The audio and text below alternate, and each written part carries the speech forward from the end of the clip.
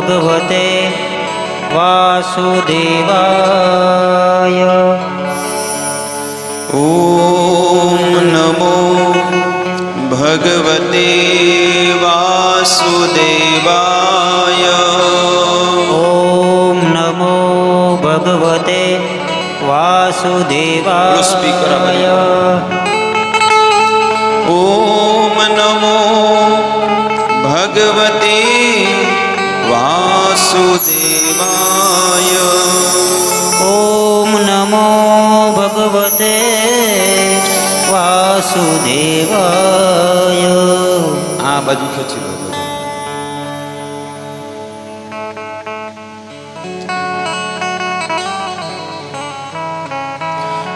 हरे कृष्णा कृष्णा कृष्णा हरे हरे, हरे राम राम राम हरे हरे।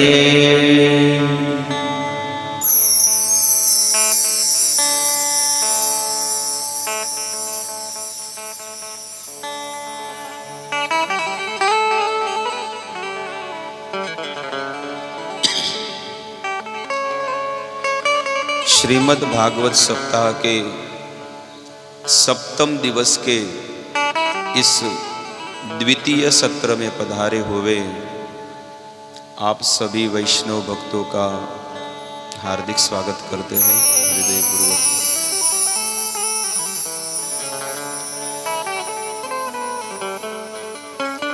गीता में भगवान कहते हैं, अगर आपको सत्य की खोज है तो आपको गुरु की शरण में जाना पड़ेगा। अर्जुन को भगवान भगवद गीता में कहते हैं, तद विधि प्रणिपाते न परिप्रश्नेन सेवया। अर्जुन ने कहा कि सत्य की खोज कैसे होती है? तब भगवान कहते हैं, गुरु की शरण में जाने से होती है। इसलिए सुबह की कथा में हमने सुना कि भगवान को भी गुरु बनाना पड़ता है। भगवान राम ने विश्वामित्र को गुरु बनाया और भगवान श्री कृष्ण ने सांदीपनि मुनि को गुरु बनाया।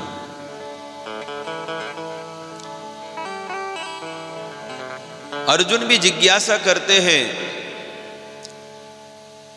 कि सत्य की खोज करने के लिए क्या करना पड़ेगा, उसकी क्या विधि है। तब स्वयं भगवान कहते हैं, तद विधि प्रणिपाते न परिप्रश्नेन सेवया। गुरु की शरण में जाना पड़ेगा, लेकिन किस प्रकार से, किस भाव से? गुरु की सेवा करने से। जब गुरु की सेवा करते हैं, सेवा क्या है? गुरु की सच्ची सेवा यही है कि गुरु के आदेश का पालन करना। यह सच्ची सेवा है। संसार में सब लोग गुरु बनाते हैं, लेकिन गुरु के आदेश का पालन कोई नहीं करता है। किसी को भी कहेंगे कि आपने गुरु बनाए, हाँ बनाए। मंत्र दिया, जप करते हैं? नहीं करते हैं। गुरु का दर्शन करने जाते हैं? नहीं जाते हैं। लेकिन ये एक ऐसी संस्था है जहां पर ऐसे गुरु आचार्य होते हैं जो आपको सच्चा ज्ञान देते हैं।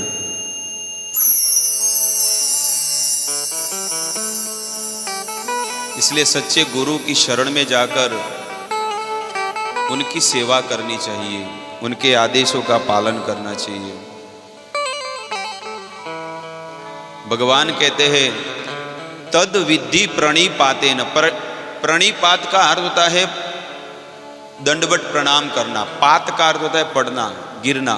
प्रणिपातेन परिप्रश्नेन, और जो आपका आत्मा का कल्याण करने वाला है वो प्रश्न पूछना चाहिए। जो प्रश्न आपके आत्मा का कल्याण करने वाला है वो प्रश्न पूछना चाहिए। लेकिन लोग प्रश्न दूसरा पूछते हैं। हमारे घर पे आइए, और घर पे जब जाते कोई संत महात्मा भक्त जाते, हमारे घर में ये दुख है, हमारे घर में ये प्रॉब्लम है, हमारे पितरु नड़ रहे, ऐसा हो रहा है, अभी क्या करूं? आप कोई अच्छा रास्ता बताइए। ये है स्थिति संसार में। लेकिन आत्मा के विषय में, ये न आत्मा सुप्रसिद्ध थी, आत्मा के विषय में पूछना चाहिए कि मैं कई सालों से भजन की खोज में हूं कि मुझे भक्ति करनी है, लेकिन आप मुझे बताइए कि किस प्रकार से भगवान को प्राप्त किया जा सकता है। तब गुरु वो देखते हैं कि नहीं, इसे भजन करने की इच्छा है, इसे भक्ति करने की इच्छा है, तब उसे सच्चा ज्ञान मिलता है। 7 दिन कथा होने के बाद 7 दिन की कथा पूरी हो जाती है, लेकिन उसमें से जो भक्त बनते हैं ना, वो इस ऐसे भजन को दिन रात चालू रखते हैं। वो भजन को बंद नहीं करते हैं, वो भजन चालू रखते हैं।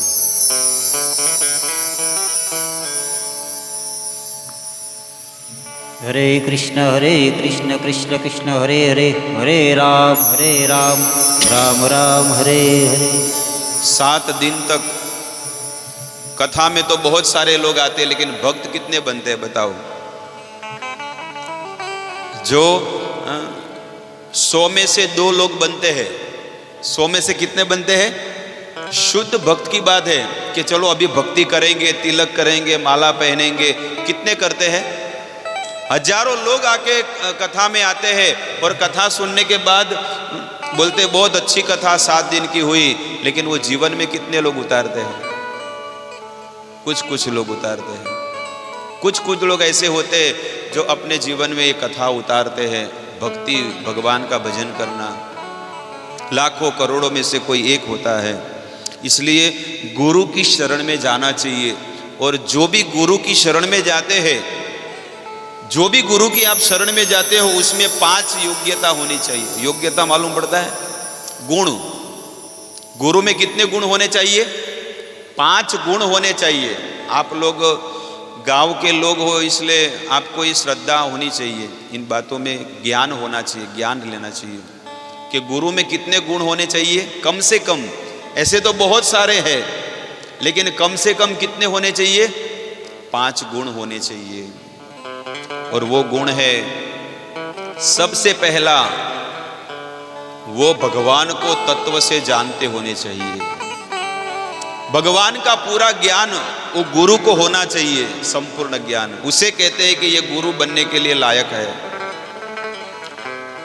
शास्त्रों में बताया गया है इसका प्रमाण। आप प्रमाण मांगोगे कि भाई प्रमाण कहां पर है, तब स्वयं हमारे वेद में बताया गया है, किबा शूद्र किबा न्यासी, शूद्र केने नय, किबा क्षत्रु किबा न्यासी, शूद्र केने नय, ये न कृष्ण तत्ववेता से ही गुरु होए। भले चाहे कोई ब्राह्मण परिवार में जन्मा हो या शूद्र परिवार में, लेकिन जो भगवान को तत्व से जानता है, भगवान का पूरा पूरा ज्ञान जो रखता है, वो गुरु बनने के योग्य है। आगे कहते हैं, जिसे हम भगवान बनाते हैं और जिसे हम गुरु बनाते हैं, वो अपने आप को कभी भगवान नहीं मानना चाहिए। ये दूसरा गुण। तो 50% तो ऐसे ही फेल हो जाएंगे गुरु, क्योंकि कलयुग में 50% से ज्यादा लोग अपने आप को ही भगवान मानते हैं। अहम ब्रह्मास्मि। अहम ब्रह्मास्मि का अर्थ क्या होता है? सब जाप करते हैं कई लोग भारत भूमि में, अहम ब्रह्मास्मि, अहम ब्रह्मास्मि। उसका अर्थ क्या है? अहम ब्रह्मास्मि का अर्थ होता है मैं भगवान हूं, मैं भगवान हूं। क्या आप भगवान हो? अगर आप भगवान हैं तो मल मूत्र को रोक कर रखो। अगर आप भगवान हो तो ऐसी बड़ी महामारी आ गई, उसको निकाल दो। नहीं कर पाएंगे। भगवान एक है, वो है पूर्ण पुरुषोत्तम। और हम भले भगवान को नहीं मानेंगे, लेकिन भगवान भगवान ही है।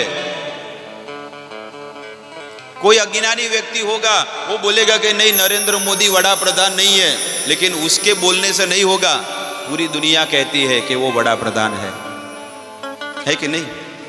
भारत के वड़ा प्रधान कौन है? तो कि नरेंद्र मोदी है। 2-4 पागल लोग या दुश्मन लोग बोलेंगे ये वड़ा प्रधान नहीं है, तो उसके बोलने से थोड़ा होगा? नहीं।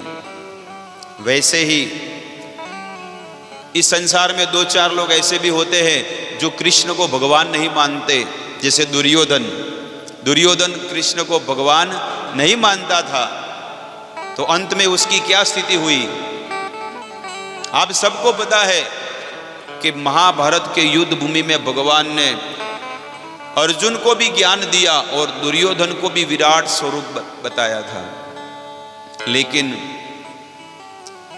दुर्योधन नहीं माना और अर्जुन मान लिया। अर्जुन ने कहा, नष्ट मोह स्मृति लब्धवा त्वत्प्रसादान मया अच्युत, हे अच्युत भगवान आपकी कृपा से मेरा सब कुछ मोह नष्ट हो चुका है, अब बताइए किसको मारना है। करिष्ये वचनम तव, आपने जो गीता में उपदेश दिया है उस उपदेश को मैं मेरे जीवन में उतारूंगा, और भगवान के उस उपदेश को अपने जीवन में उतारा। ये है गीता का ज्ञान। तो पहले गुरु में पहला गुण होना चाहिए कि वो भगवान को तत्व से जानते होने चाहिए, अर्थात भगवान का संपूर्ण ज्ञान उस गुरु को होना चाहिए, वेदों का। दूसरा,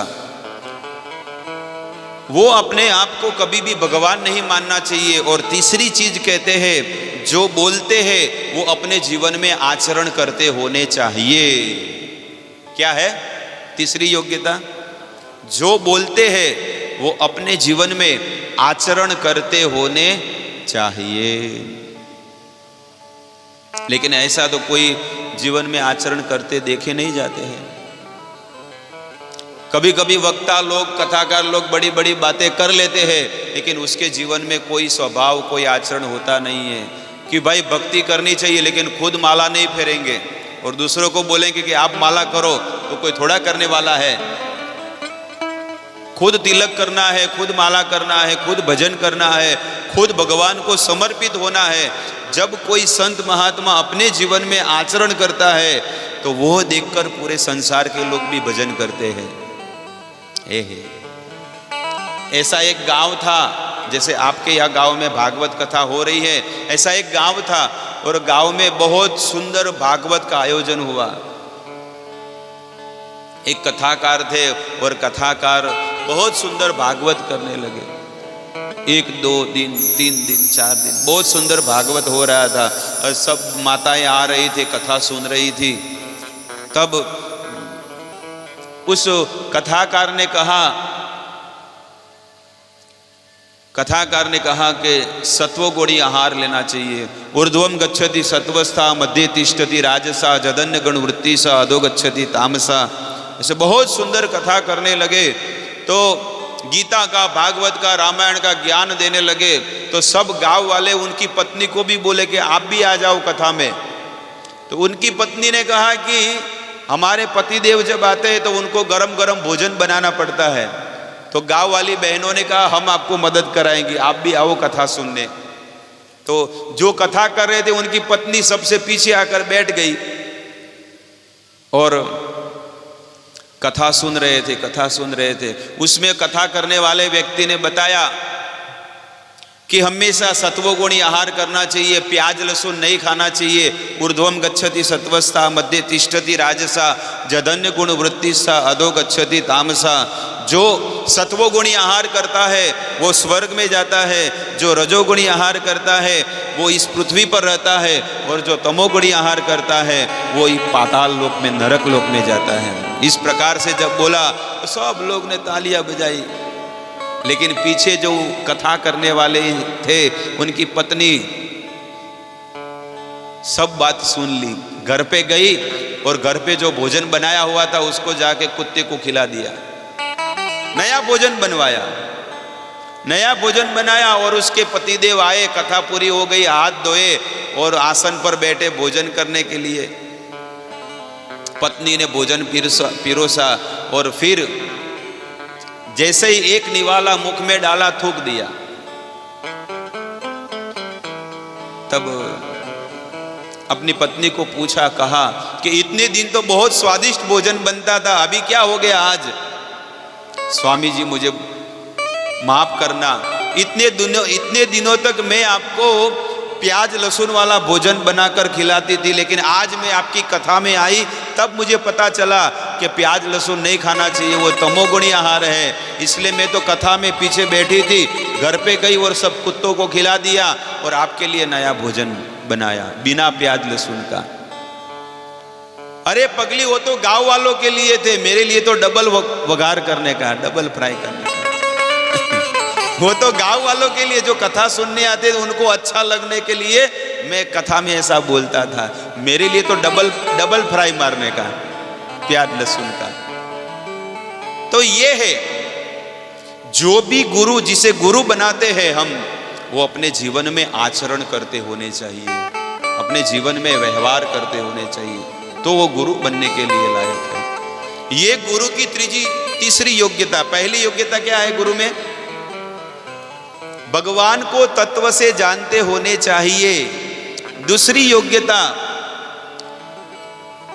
योग्यता वो अपने आप को कभी भगवान नहीं मानने चाहिए, जिसको हम गुरु बनाते हैं। तीसरी योग्यता जिसे हम गुरु बनाते हैं, वो अपने जीवन में आचरण करते होने चाहिए। और चौथी योग्यता बताते हैं, जिन्हें हम गुरु बनाते हैं उनकी सभी इंद्रियां वश में होनी चाहिए, कंट्रोल में होनी चाहिए।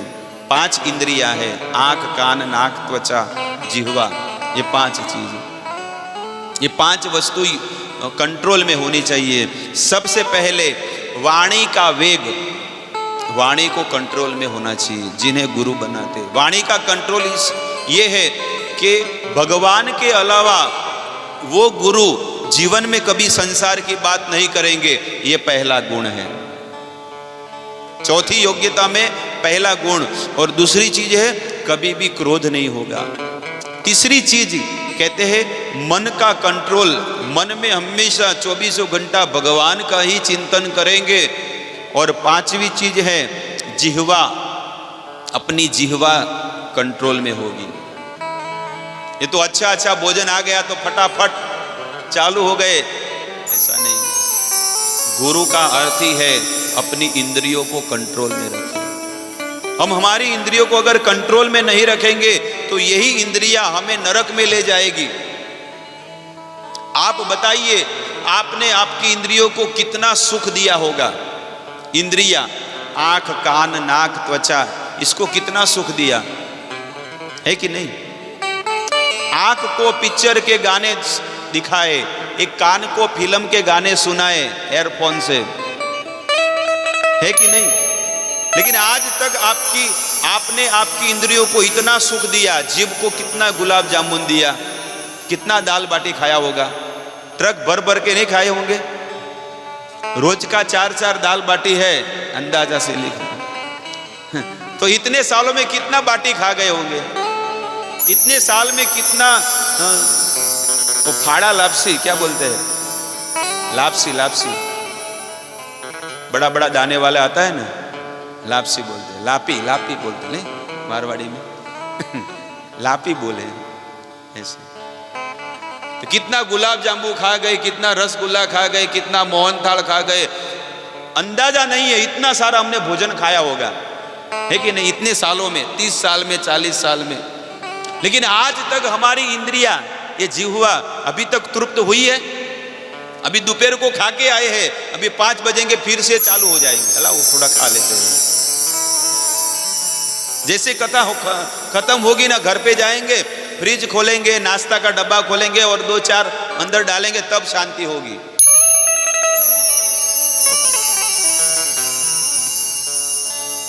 ये फैक्ट्री चालू की चालू है, कभी बंद नहीं रहेगी। आप भोजन करके बैठे हो और अगर आपको कोई गरम गरम पकोड़ा भजिया देगा, लाओ, आप इतने प्रेम से दे रहे हो तो मैं कैसे ना बोल सकता हूं? बताओ। पूरा गला तक फिट है, गला तक खा लिया है पूरा। गर्मा गर्म रोटी आती है और जो भी है फटाफट खा लेते हैं। लेकिन खाने के बाद भी अगर कोई पूछेगा कि भाई पकोड़े गर्मा गर्म बने हैं, आप खाओगे? अरे आप इतने प्रेम से बोल रहे हो तो मना कैसे कर सकता हूं, लाओ। और वो खाने के बाद फिर ठंडा ठंडा आइसक्रीम आएगे, अमूल का, नेचुरल का, वाड़ीलाल का, बड़ा आइसक्रीम का डब्बा आएगा आधा किलो का और बोलेंगे आइसक्रीम खाओगे? अरे अभी आप इतना प्रेम से बोल रहे हो तो लाओ। कभी भी ना नहीं बोलेंगे। भले पेट का कुछ जो होना हो, चाहे मुझे डॉक्टर के पास जाना हो, कोई वांदा नहीं, लेकिन फिर भी वो खा लेगा आइसक्रीम।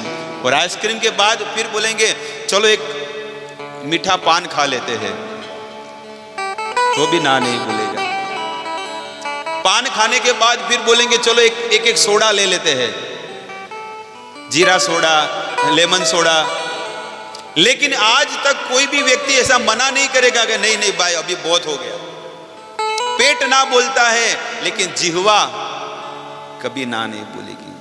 इसलिए कहते हैं वाचो वेगम जिह्वा वेगम उदरोपस्थ वेगम, जो अपने पेट को कंट्रोल में रखता है।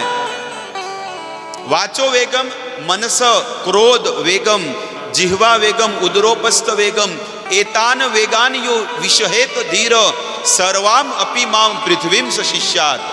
जो अपनी इंद्रियों को कंट्रोल में रखकर भगवान का भजन करता है वो इस संसार में शिष्य बना के योग्य है। इसलिए ऐसे गुरु की शरण में जाना चाहिए जो कभी भी अपने आप को भगवान नहीं मानना चाहिए। जिन्हें गुरु बनाते हैं वो अपने आप को कभी भगवान नहीं मानना चाहिए।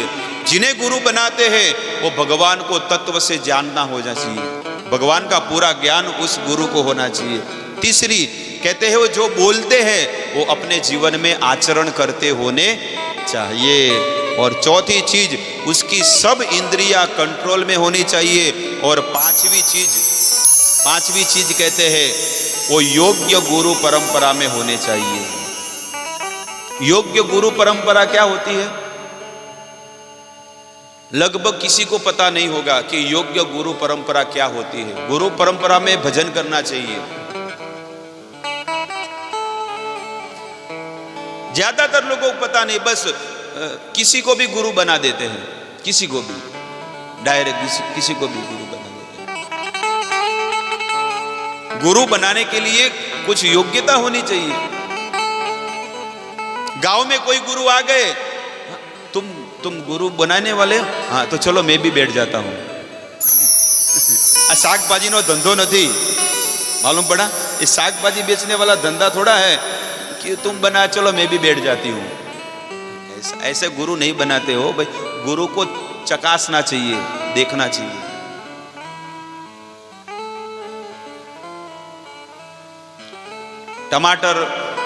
टमाटर सब्जी बेचने वाला आता है ना, थैला लेके लारी लेके आता है। टमाटर, गुवार, बैगन, आलू सब लेके आता है। लेकिन वो जो माताएं बहनें हैं ना, दाल में डालने के लिए 2 टमाटर और सब्जी में डालने के लिए 2 टमाटर, 5 रुपए के टमाटर लेना है, लेकिन पूरी गाड़ी को दबा देंगे टमाटर को। एक साधारण टमाटर 5 रुपए के खरीदने हैं, लेकिन 5 रुपए के टमाटर के लिए पूरा गाड़ी को दबा देंगे। पूरा टमाटर देख 4 टमाटर लेना है। कुछ मालूम पड़ा कि एक 5 रुपए के टमाटर के लिए चेक कर करके लेते हैं कि कोई खराब तो नहीं है, दबा हुआ तो नहीं है, गला हुआ तो नहीं है ना। ऐसा देख के नहीं लेते हैं ना कि भाई ये नरम है जाने दो, ये अच्छा है। हाँ, ज्यादा कड़क भी नहीं लेंगे, लाल और पूरा कंप्लीट, जरा सा भी कोई मिस्टेक नहीं होना चाहिए। और 5 रुपए के 4 टमाटर लेके पूरा गाड़ी उसका बिगाड़ दिया दबा के। जो बेचारा जो टमाटर अच्छा था उसको भी दबा के बिगाड़ दिया। आप सोचिए कि एक 5 रुपए के टमाटर के लिए पूरा गाड़ी खराब करिया। सब चेक करते हैं, लेकिन गुरु बनाने के लिए कोई चेक नहीं करता। कैसे भी जाके लाके बैठ जाओ, लाओ चलो बैठ गए, बोलो मंत्र दे दो। इसलिए जीवन में, संसार में हर जीवात्मा दुखी होता है और यही जन्म मृत्यु के चक्कर में फंसा हुआ है।